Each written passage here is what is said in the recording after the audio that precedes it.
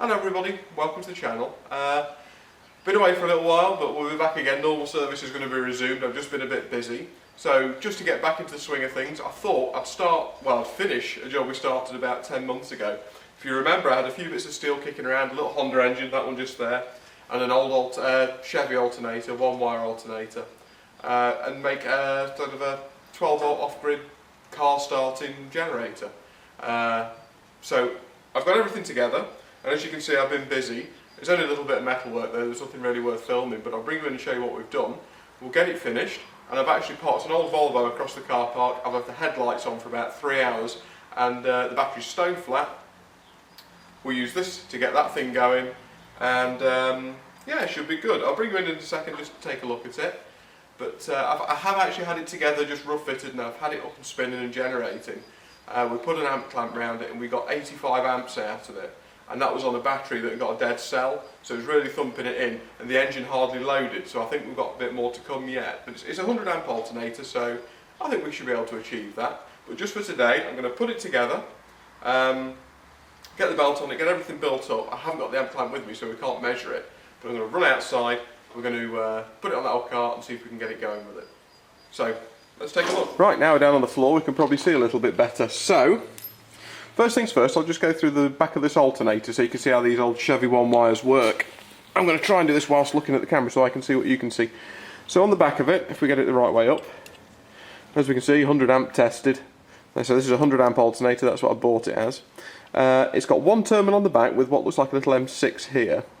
That says battery on it, and literally if you just want to use this alternator, put this wire to that terminal and to your battery, and that's it, you've got a charging circuit.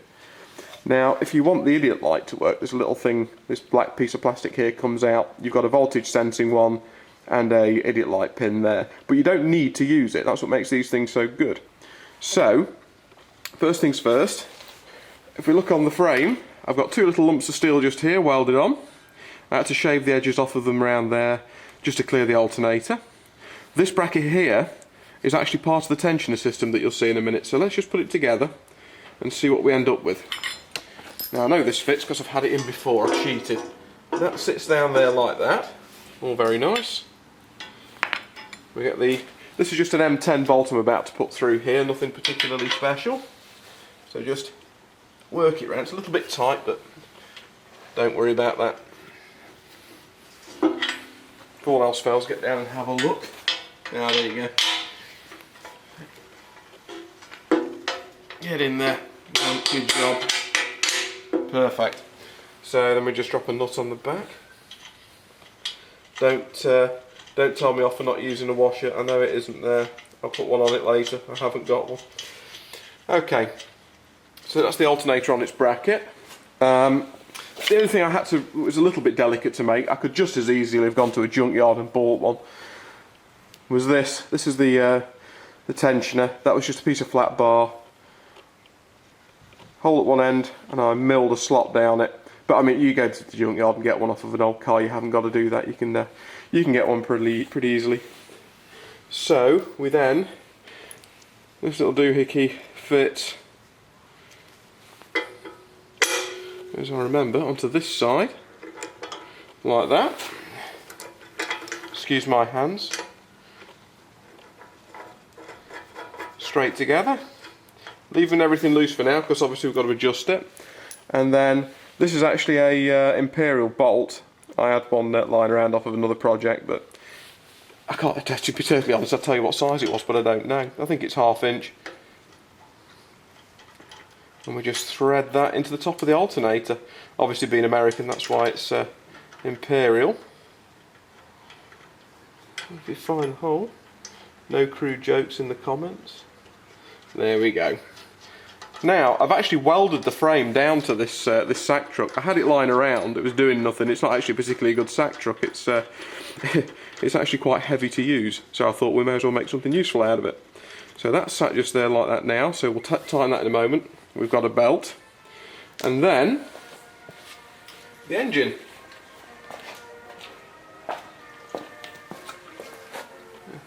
We put the engine there like that. Now you see the 4 holes that were there before. Those 4 holes underneath the plate, because it'd be very difficult to get my hand sort of underneath here. I've welded some M8 nuts to the bottom of the plate just to make life easy. And then it's literally a case of just bolt it down. So I'll come around the other side. I'm trying not to lock the camera. One thing I do need, on one of these, you'll have to excuse these really bad leads I've got for it at the moment. I need to make some better ones, but they'll do just for now. One of these has to be earth, so we'll put that one on there as an earth. 2, 3 and 4 the other side. And I'll probably speed the video up at this bit because you really don't need to see me tighten 4 bolts up. And after that we'll put the belt on.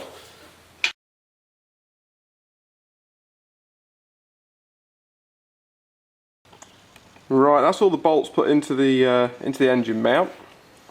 So the next job, or I suppose the last job, is going to be to just put the belt on and tighten it up, which is actually really simple. I put the belt, well, the moving stuff towards the frame just to give it a bit of protection because I really can't be bothered to make a guard. I'm not stupid enough to put my hand in it, so it doesn't matter. So drop the belt on, and this lovely little tension we've made, we'll just bring it up like that.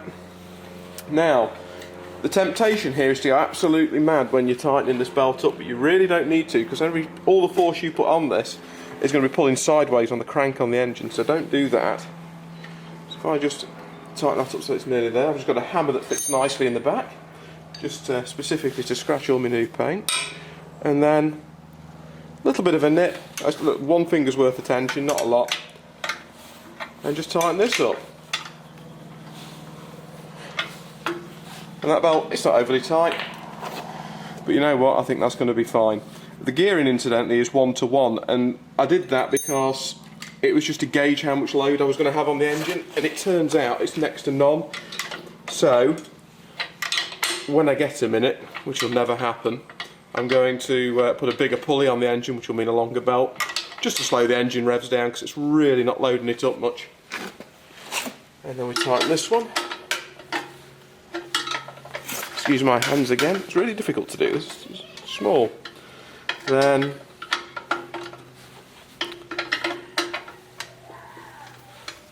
pull down on that, that's all set. Okay. Right, I haven't got a terminal for the positive, and I've got a really crappy one for the negative. I've got to do something about this. But the next thing I'm going to do is we're going to wheel it outside, and we're going to connect it to the old car and see if we can get it going. Let's see if it works. Right, so we're outside now. Car behind me, I was just going to do like a turn the key and make it click, but it's that flat it won't even click the starter solenoid. So, start it up now, get it up to speed, drop the earth on. I've already put the positive on, that's just clamped on with a pair of jumper cables. We'll just see how long it takes to get the car going. I'll run in and start the car, you'll hear it because there's no exhaust on it, so let's get this thing going. Fuel on, choke on.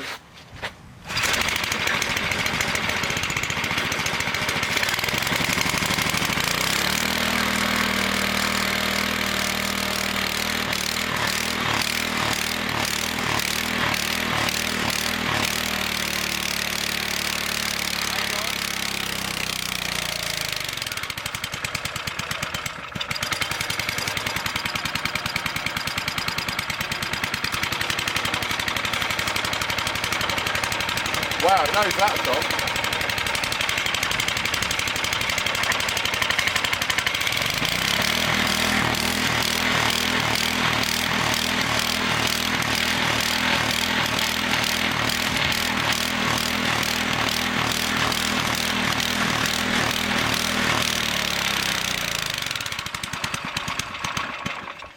Wow, that's a lot of load.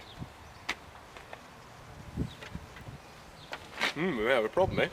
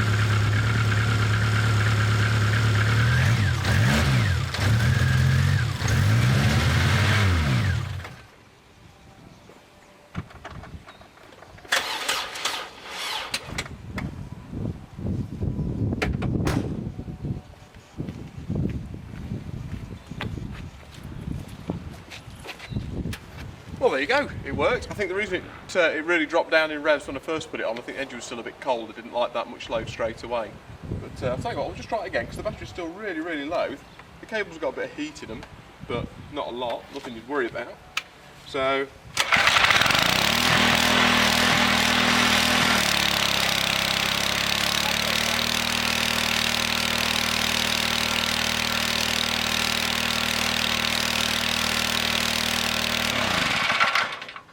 well, I think that'll do for this video. I'm going to leave this on for another few minutes just to bring this battery back up, but if you haven't subscribed already, subscribe, and thanks for watching.